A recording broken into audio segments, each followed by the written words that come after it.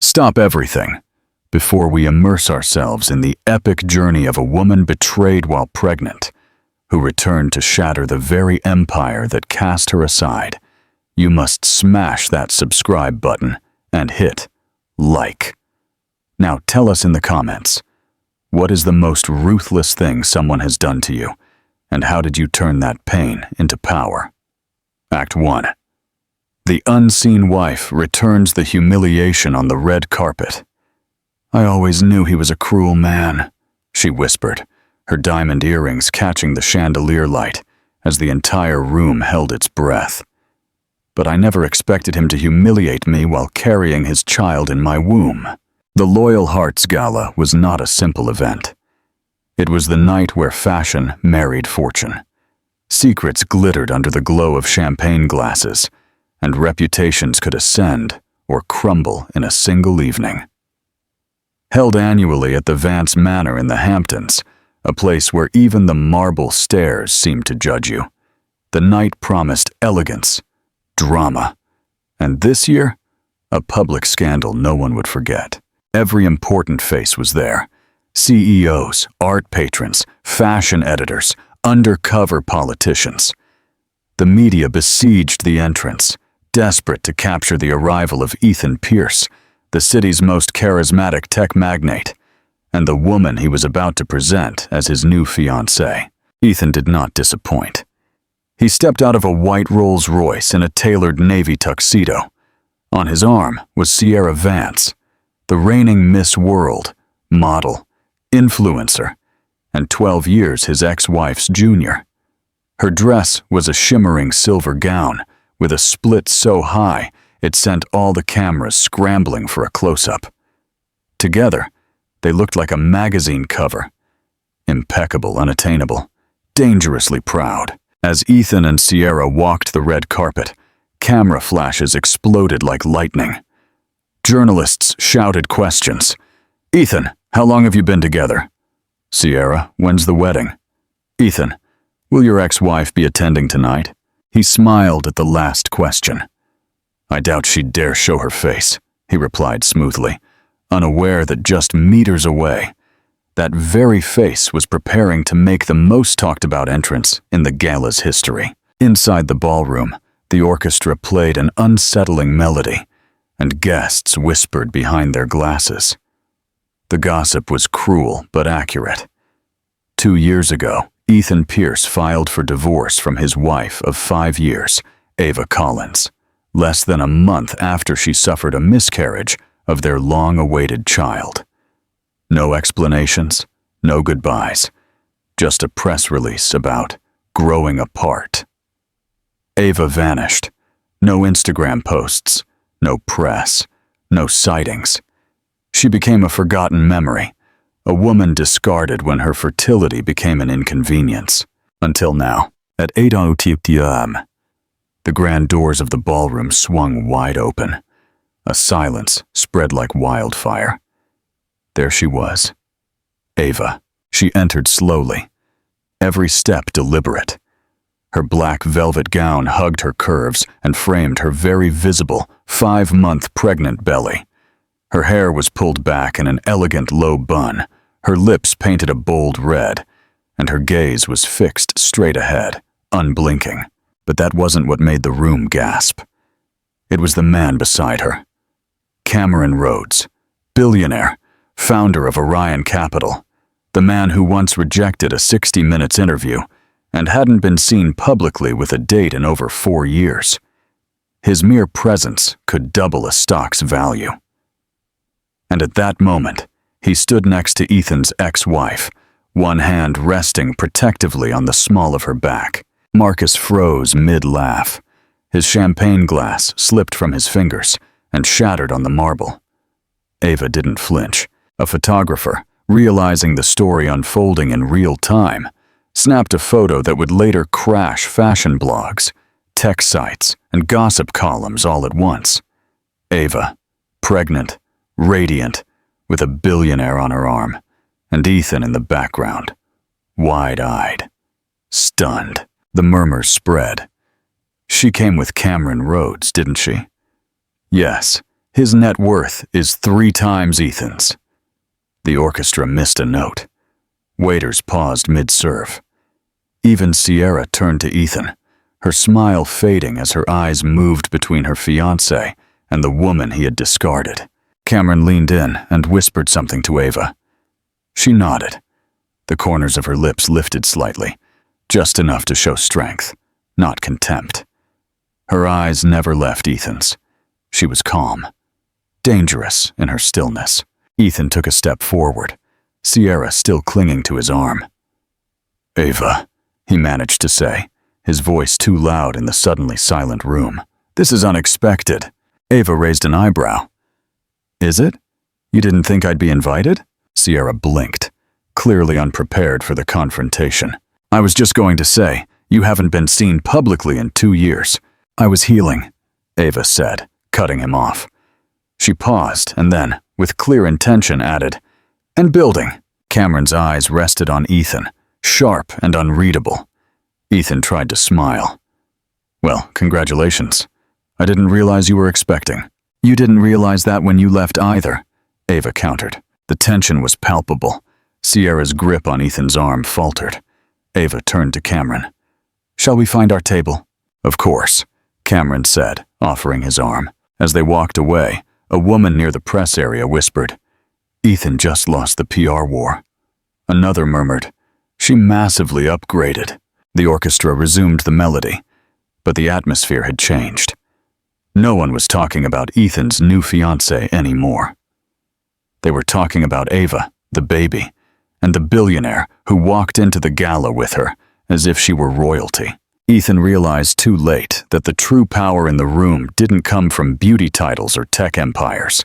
It came from resilience, reinvention, and the woman he discarded, now reborn as the center of the storm. CTAs. Do you think Ethan deserved that public humiliation? What do you think Ava's building meant? Comment your theories. Don't forget to share and like. Act 2. The ghost of the past, the woman no one saw coming. Before the tabloids called her the queen of comebacks, Ava Collins was simply Ava Collins. Quiet, soft-spoken, and so easily overlooked, she could have been invisible in a room full of powerful people. She wasn't born into wealth. She was born into survival. Her childhood was pieced together with second-hand clothes and frozen dinners in a small town outside of Boston, where ambition was considered arrogance.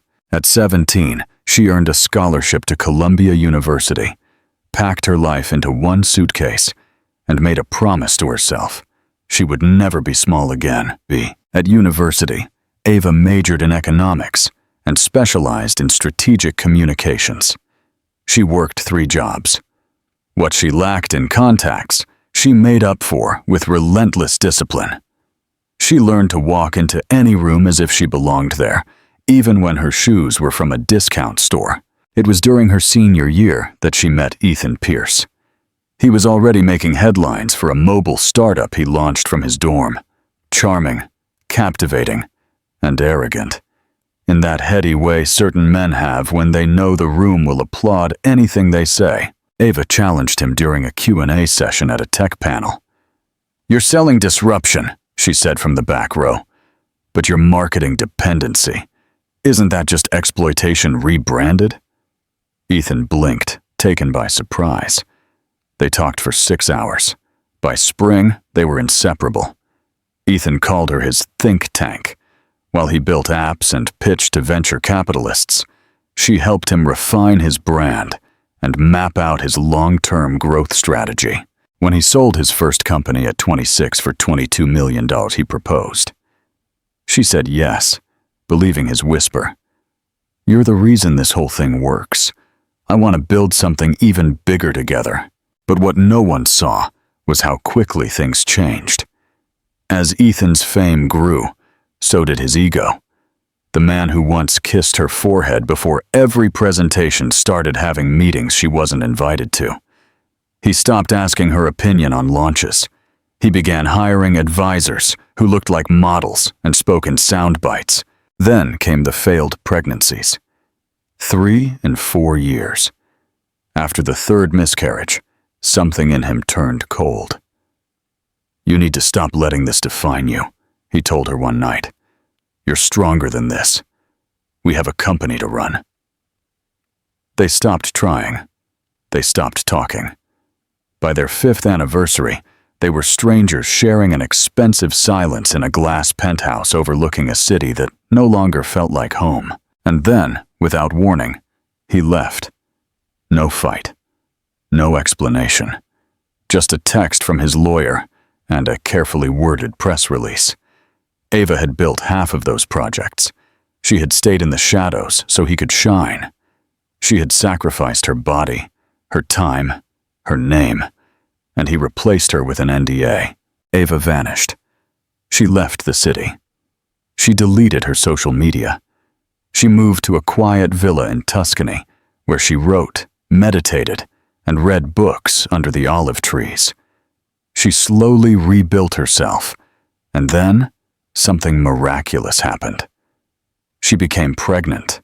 No treatments, no clinics, just life happening when she least expected it. She returned to the US in her 2nd trimester, determined to rebuild, not just for herself, but for her son.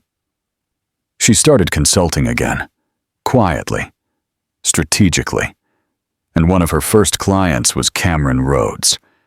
What began as a business partnership evolved slowly, respectfully, into something more.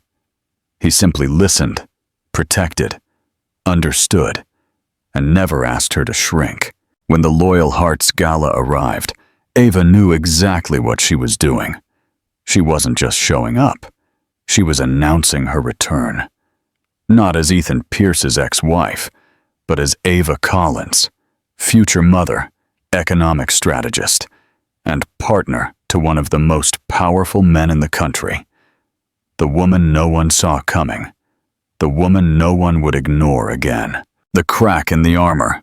Marcos Aguilar, Ethan Pierce, had always believed he was untouchable. He operated under one principle: win at all costs. He wanted to be admired, envied, feared. And for a long time, he was all three. When he filed for divorce, he didn't shed a tear. He didn't hesitate. "She'll be fine," he told his legal team. "She's strong. She'll manage." What he didn't admit was that Ava had seen through him in a way no one else had, and that terrified him. So he cut the cord before she could hold a mirror up to his ambition. He expected her to crumble, to fade away. Instead, she disappeared. No drama, no scandal, just silence. He mowed on, publicly. He dated a string of models and influencers until he found Sierra Vance. She was perfect on paper. Miss World, TV appearances, a huge Instagram following. She made Ethan feel powerful again. He thought he was back on top until the night of the gala. Until Ava walked in, pregnant, with Cameron Rhodes. It was the first time in years Ethan felt truly outmatched. Not just because Cameron had more money, or because Ava looked more radiant than he remembered, but because she didn't look at him as if she needed anything. Not revenge, not closure, not even recognition. That indifference was devastating. Suddenly, Ethan felt exposed. He thought of all the times he had minimized her, how he told his friends she wasn't cut out for business, how he mocked her for crying after a failed pitch, saying, "You're not fragile. Stop pretending you are." Now, he was the fragile one. Sierra felt the shift. In the car after the gala, she confronted him. "You're still in love with her." Ethan didn't deny it. He looked out the window and muttered, "I don't know what I feel." "You lost her," Sierra said dryly, "and now she's winning." He didn't reply, because deep down, he knew she was right. For the first time in Ethan Pierce's life, he was not in control of the story. He was the story. The ex-husband who left his wife and was replaced by a billionaire. The man who traded brilliance for beauty and was outmatched on every level. And now, the world was watching. CTAs, What will be the ultimate price Ethan pays for his cruelty? Share your predictions.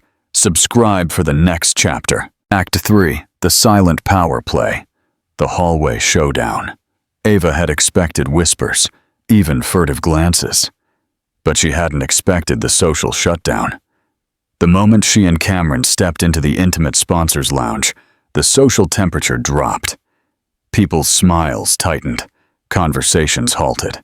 Cameron noticed instantly. He put a firm hand on the small of her back. "They're uncomfortable," he murmured. Ava nodded. Let them be. But just as they moved toward the champagne bar, someone blocked their path. Sierra Vance. She was radiant in her golden dress, her expression serene.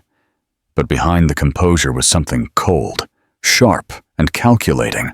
"Oh," Sierra said with a sugary smile. "You must be Ava." Ava gave her a polite nod. Ethan, trailing behind his fiancée, looked like he had aged 10 years in the last 10 minutes. He kept his distance, but did not interrupt. Sierra had an audience, subtly gathering near the velvet ropes. Sierra's voice was syrupy, overly controlled. "I just wanted to say, you look brave. It's not easy to show up in your condition, especially in a dress that fitted." Ava held her gaze steady. "Pregnancy isn't shameful, Sierra, and Dior seems to agree." A quiet laugh escaped somewhere in the crowd, but Sierra wasn't finished. "Sure, it helps to have support," she said, glancing pointedly at Cameron. "Emotionally, financially. Though I've always believed a woman should stand on her own." Ava tilted her head. "Do you mean something like earning your title in front of 6 judges instead of thousands of users on TikTok?" The crowd stirred. Ethan finally stepped forward. "All right, that's enough." But it was too late. Sierra erased her smile, her voice now louder. "I'm just saying it's a little convenient, don't you think? You vanish for 2 years, come back pregnant, and suddenly you're on the arm of a man who could buy this entire building. That's not an upgrade, Ava. It's a strategy." Ava's heart hammered, not from fear, but from something deeper. A line had been crossed. She took a deep breath. "Convenient," she said calmly. "Do you mean something like being crowned Miss World, thanks to a brand deal your publicist slept on?" If the room had been holding its breath before, they were now gasping. Sierra visibly paled. Ethan stiffened. Cameron stepped forward, not to defend Ava, but to stand silently, immovably, by her side. "I didn't come here to fight," Ava continued, her voice low but firm. "But let's be clear. You can brag about your ring and your title. You can flaunt your dress and your Botox. What you can't fake is substance or class. And judging by the fact that you still feel threatened by a pregnant woman in sensible heels, well, I'd be worried too." With that, Ava turned and walked away. Cameron followed without a word. But just before the ballroom doors closed behind them, Sierra's voice rose again, desperate, shrill. "At least I didn't trap someone with a baby." That was all. Ethan turned. "Sierra?" "No!" she snapped, stepping forward. "Let's talk about it." She shows up here like a phoenix, pregnant, glamorous, unbothered, and we're all supposed to forget what happened. "She didn't trap anyone," Ethan said through gritted teeth. "And if anyone should be ashamed here, it's you." The crowd froze. Sierra's face crumbled. "You're defending her? I'm asking you to stop humiliating yourself," Ethan hissed. Sierra stared at him, then turned to the crowd, who now looked at her with a mixture of pity and awkwardness. The damage was done. The silence of power. Ava stood by the elevator, her hands trembling, though only slightly. Cameron approached. "Are you okay?" Ava nodded. They stepped into the elevator, the doors closing with a soft chime, excluding the murmur of the gala. Inside, the silence was no longer comforting. It was deafening. Tears came, silent, hot, relentless. She didn't sob. She simply sat there, watching the city blur into neon streaks. When they reached her building, Cameron's driver waited. Cameron handed her a card. "I'll be downstairs. If you need anything, I mean anything, I'm here." No pressure. Ava took the card, climbed to her penthouse, and collapsed onto the bathroom floor.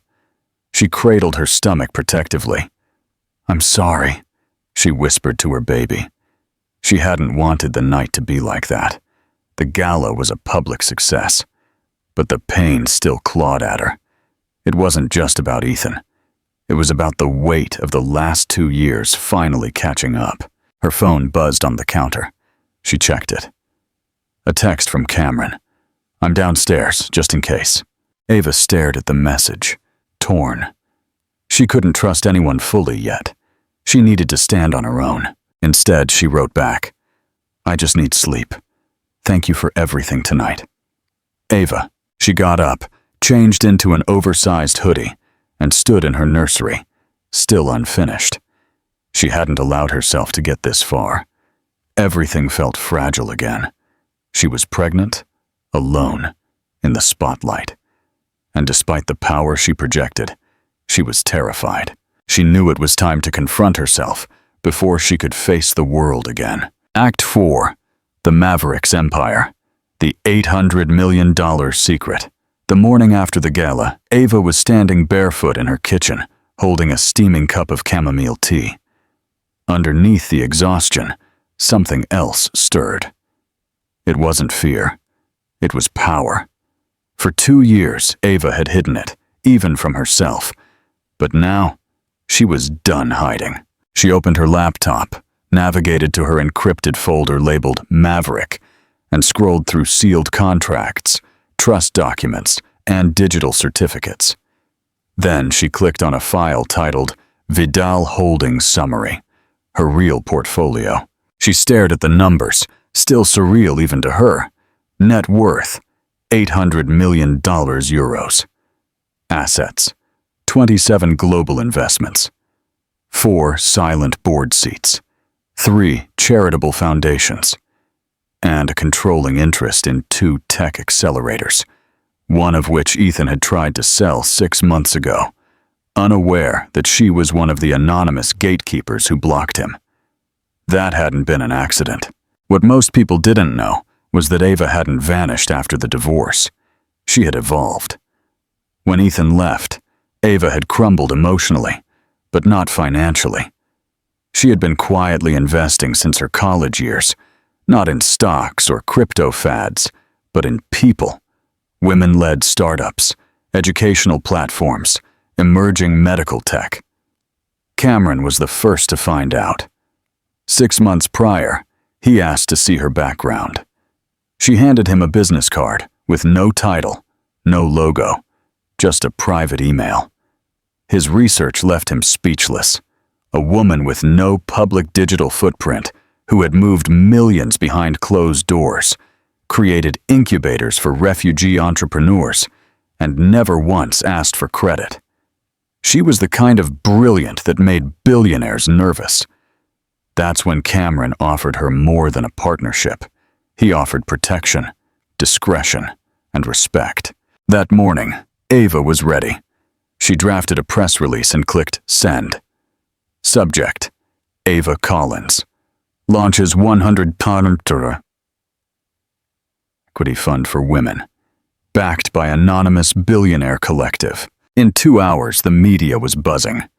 Forbes, Business Insider, TechCrunch all ran reports. The silent powerhouse returns. Ethan saw it while eating breakfast in his penthouse. His assistant rushed in, phone in hand. "Sir, you have to see this." He scrolled. He froze. That photo. Ava in a power suit, a hand on her pregnant belly, standing in front of a massive digital screen, with her fund's mission statement illuminated behind her. Ethan dropped his fork. "What the hell?" His phone buzzed. An investor, then another, then 2 board members, all asking the same thing.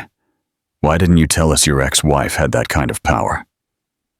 Ethan stared at the screen, realizing too late that Ava hadn't just returned with a baby and a billionaire. She had returned with his empire. The strategist's revenge. 3 weeks after the gala, Ava stood in the dressing suite of the Conrad residences, watching the transformation unfold. The soft brown hair that once framed her face in quiet waves was gone. In its place, an elegant jet-black bob, sharp, structured, cut at an angle that made her cheekbones pop and her jawline scream authority. Her stylist, Claudette, stepped back, pursing her lips in admiration. "This isn't a makeover," she said. "This is a declaration." The dress was a custom Alexander McQueen, deep emerald green, structured shoulders, a high slit, a silk belt cinching just above her pregnant belly, unapologetically powerful, no attempts to soften her pregnancy. She was no longer hiding her power. She was wearing it. Tonight was her first public reemergence since the gala. The event was a closed-door conference for high-net-worth investors and entrepreneurs. Ava arrived in a black Bentley and let the cameras feast. No one cared who Ethan was dating anymore. Inside the ballroom, the executives buzzed. "Is that really her? She looks lethal, 7 months pregnant and still silencing rooms." Ava was unbothered. She moved directly toward the first investor she needed to meet. Anton Bellini, the elusive Italian financier. He turned as she approached, his expression neutral until he saw her. "Miss Collins," he said, extending a hand. "Or may I call you the Phoenix?" Ava laughed softly. "Only if you plan to invest." Their conversation lasted 11 minutes, long enough for her to secure his vote on an upcoming expansion fund. When she turned, 3 other investors had already lined up to speak with her. At one point, a reporter from the Wall Street Journal approached her. "Miss Collins, may I ask what changed? What sparked this aversion of yours?" Ava tilted her head, serene. "Nothing changed," she replied. "I just stopped asking for permission." The quote was printed the next morning, on the cover of the business section. Ethan saw it while scrolling his tablet. He almost dropped his coffee. His fiancée, now demoted to on and off, was in the kitchen arguing with her agent. But Ethan didn't hear her. He was too busy staring at Ava's photo. She looked untouchable, unapologetic. He finally realized he hadn't lost Ava to Cameron. He had lost her to herself. Act 5. The Legacy of Resilience. 2 months later, Ava was on stage at the Ritz-Carlton in Geneva, a convergence of tech CEOs, global financiers, and world-class innovators. This was her moment. Not a comeback, but a vindication. Cameron stood backstage, a sleek navy power suit accommodating her growing belly, but sharp enough to make every executive in the room sit straighter. "You're ready," Cameron said simply. "I was born ready," Ava quipped. The moderator introduced the next speaker. A former strategist, now founder of one of the world's most disruptive equity funds. "Let's welcome Ava Collins." The applause erupted. She strode onto the stage. Her heels echoed on the lacquered floor like exclamation points.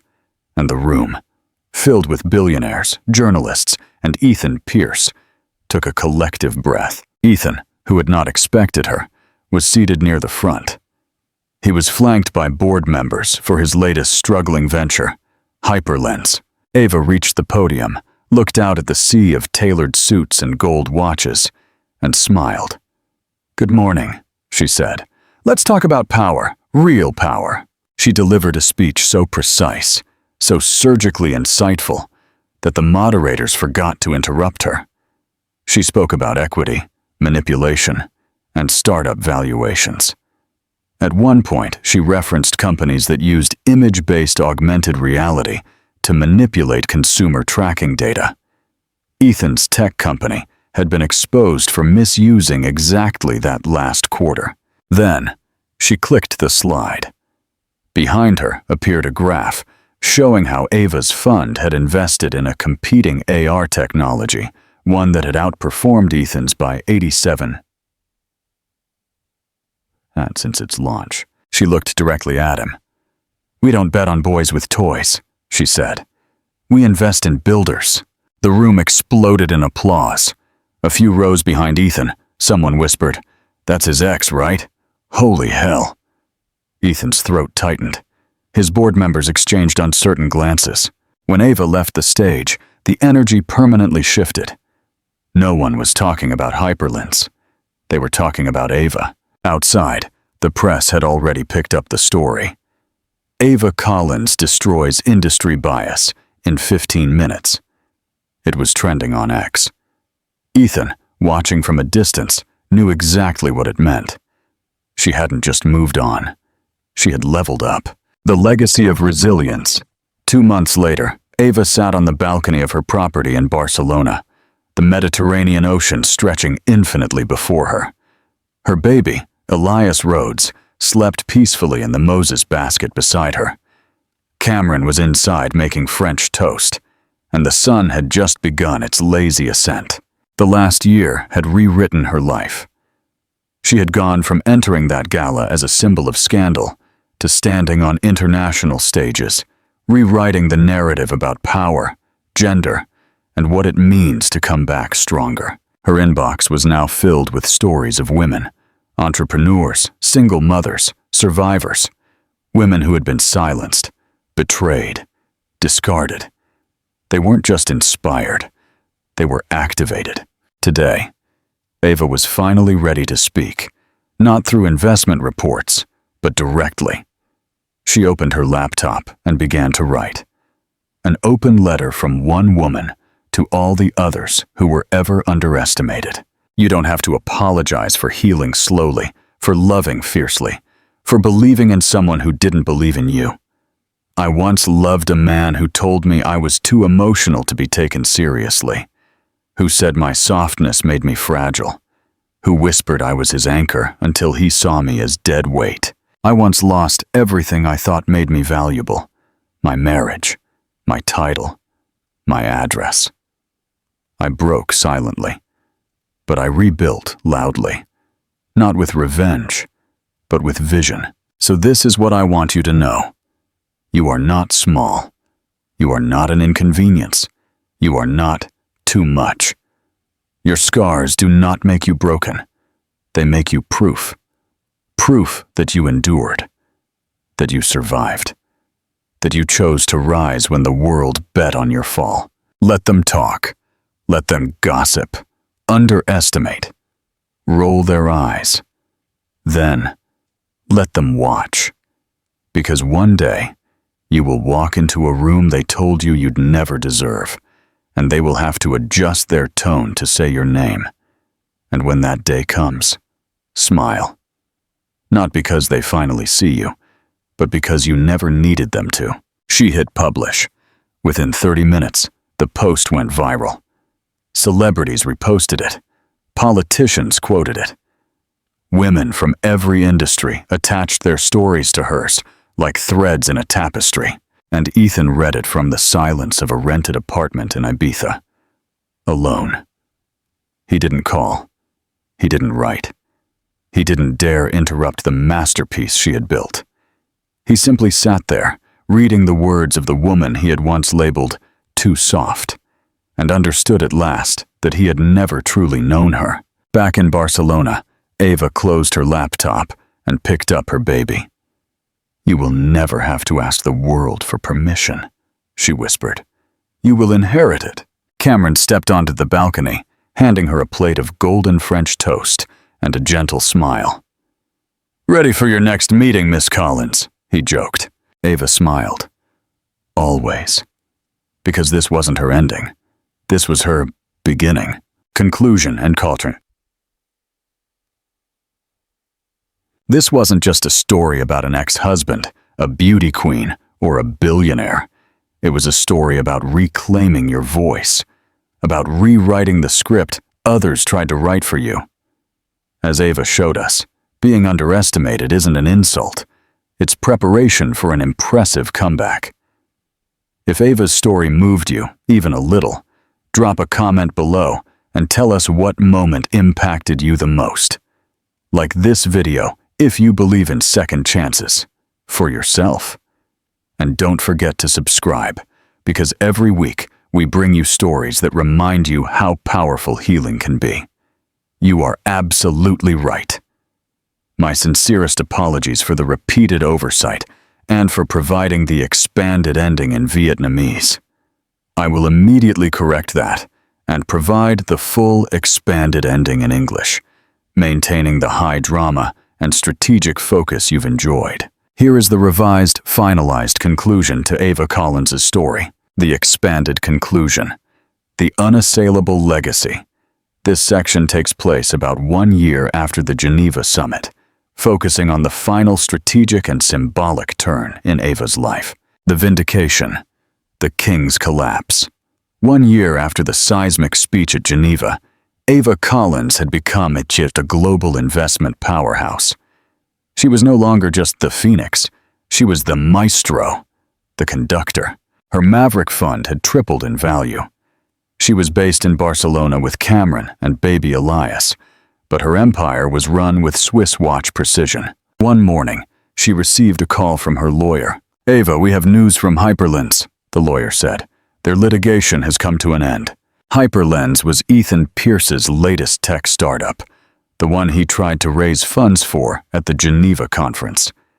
It was the company Ava had publicly criticized for its manipulative use of technology. "They have agreed to our terms," the lawyer continued. "They will have to cease using the infringing technology, and most importantly, they have to agree to the appointment of an independent board member as part of the settlement." "Who will be appointed?" Ava asked, though she knew the answer. "They accepted your recommendation. Sofia Ramirez, Ava's best friend, with full access to their ethical and financial records." Ava smiled. This was not monetary revenge. This was ethical accountability. Ethan had built his career on cutting corners and breaking rules. Now, the person who helped her through her darkest days would be his oversight. A few weeks later, news broke. Hyperlens collapsed due to lack of funding and had its business licenses revoked for ethical violations. Ethan Pierce had lost his very last company. Ava didn't call him or send a message.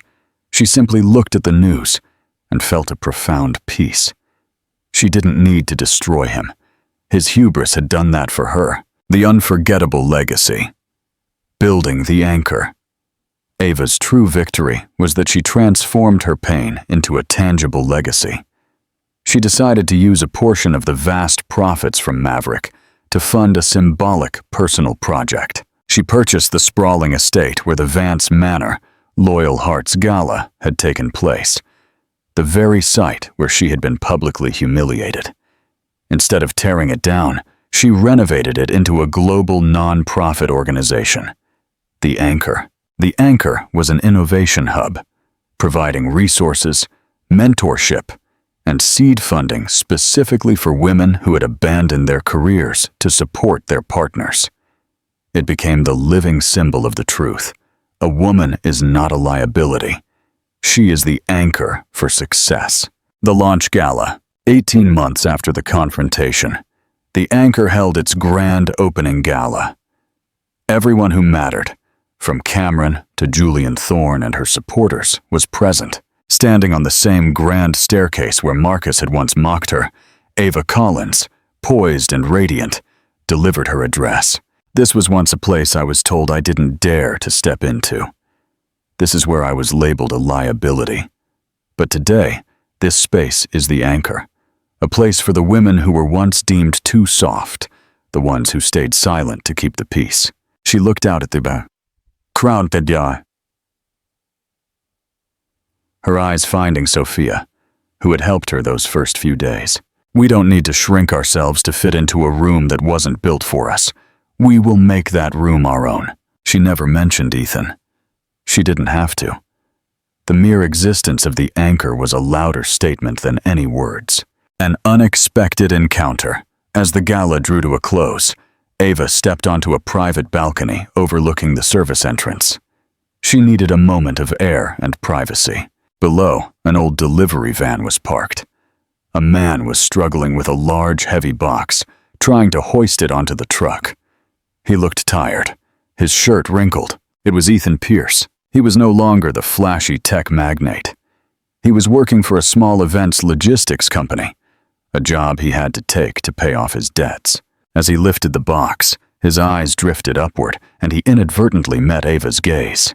The physical distance between them was vast, but the chasm in their lives was greater. He was struggling to survive. She was building a legacy. Ethan did not bow his head or display remorse. He simply stared up at her, his eyes blank with utter failure. Ava held his gaze for a few seconds. She felt no lingering anger or desire for revenge. Only a fleeting sadness for a man who had chosen money and power over love and kindness. She offered a slight nod, an act not of forgiveness, but of impassive acknowledgement of his self-inflicted defeat. Then she turned away, walking back inside, where Cameron was waiting with a gentle smile and baby Elias sleeping soundly in his arms. Ava had won, not just in business, but in how she chose to live and love. She had found the truth that Marcus had missed. True strength isn't about building an empire, but about knowing who you are when that empire collapses. The anchor was cast. Final meaningful question. Was Ava's ultimate victory her founding the charitable Anchor Foundation in the very place of her humiliation? Or was it the fact that she no longer felt anger when witnessing Ethan's collapse? Comment your thoughts on the difference between revenge and building a legacy.